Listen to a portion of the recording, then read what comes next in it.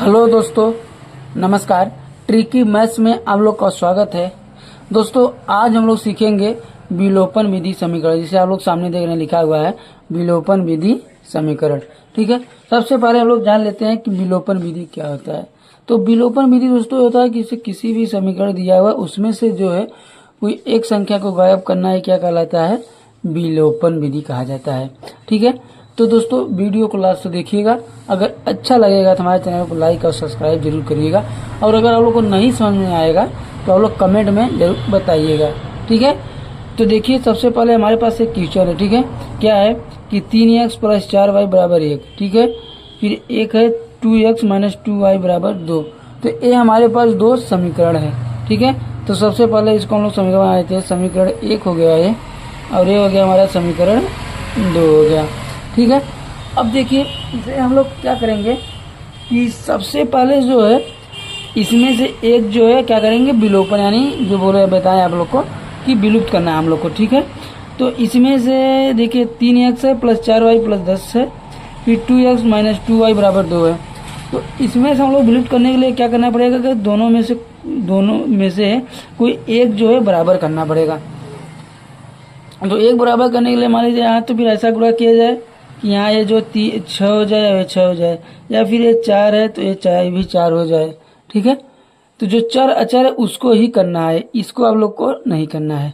तो हम सबसे पहले क्या करते हैं कि देखिए समीकरण 1 का जो है वो 2 में गुणा कर देते हैं, और 2 का समीकरण 1 में गुणा कर देते हैं। ठीक है, तो जैसे 3 है यहाँ पे, ठीक है, 3 का गुणा जो है समीकरण 2 में हम कर देते हैं, यहाँ पे गुणा 3 से कर देते हैं, और यहाँ 2 है तो यहाँ हम लोग गुणा क्या कर देते हैं, 2 से कर देते हैं।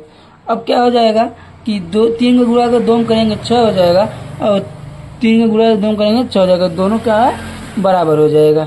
ठीक है, तो चलिए देखते हैं। तो अब 3 में 2 गुणा करेंगे क्या हो जाएगा, 3 दूनी 6x हो जाएगा, प्लस 4 है 4 दूनी 8y हो जाएगा, और बराबर 10 दूनी 20 हो जाएगा। ठीक है, फिर उसके बाद दूसरा देखते हैं, ये हो जाएगा हमारी समीकरण 3 हो जाएगा।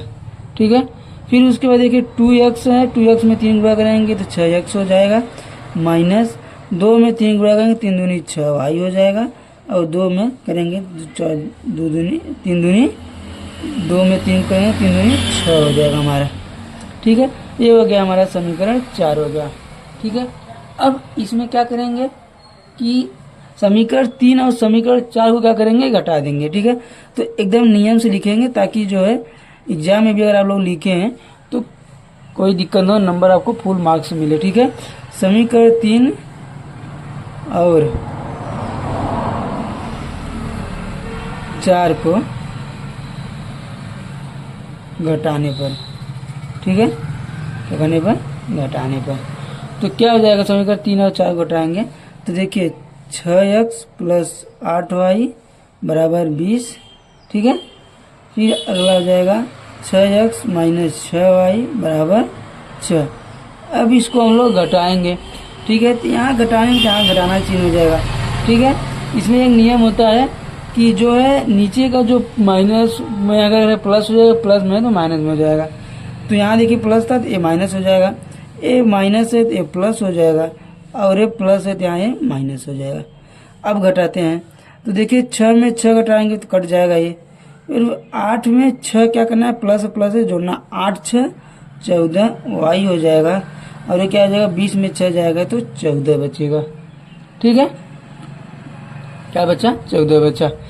अब देखिए अब क्या करेंगे कि y बराबर कर देंगे 14 ये है।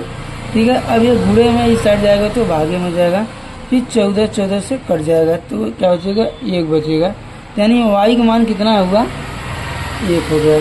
ठीक है, तो 1 हमको मिल गया, क्या y का मान मिल गया। अब हम लोग क्या करेंगे कि ऐसा करेंगे कि जो है समीकरण 1 या समीकरण 2 में जो है y का मान रखने पर क्या हमको x का मान प्राप्त हो जाएगा। तो चलिए समीकरण जो है समीकरण 1 में y का मान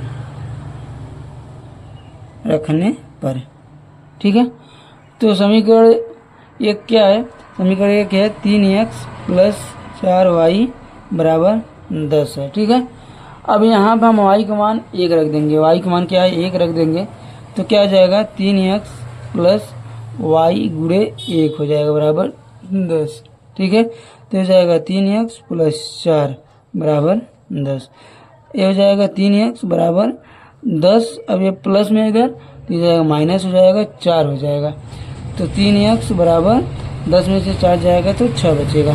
ठीक है, अब यहाँ हम x बराबर कर लेंगे 6 बटे, अब 3 है यहाँ गुणे में तो भागे में हो जाएगा 3 हो जाएगा, तो 3 1 का 3 दूनी 6। तो यहाँ पे क्या हो गया, x बराबर क्या हुआ, x बराबर 2 हो गया। ठीक है, तो y बराबर 1 हो गया, x बराबर 2 हो गया। ठीक है, तो ये हो गया हमारा x और y का मान निकल गया। अब कोई भी समीकरण होगा तो उसमें जो x y का मान रख देंगे तो क्या हो जाएगा, वो दोनों बराबर हो जाएगा। ठीक है, तो वीडियो अगर पसंद आया हो तो हमारे चैनल को लाइक और सब्सक्राइब आप लोग जरूर करिएगा और अपने दोस्तों के पास शेयर भी करिएगा। चलिए, धन्यवाद दोस्तों।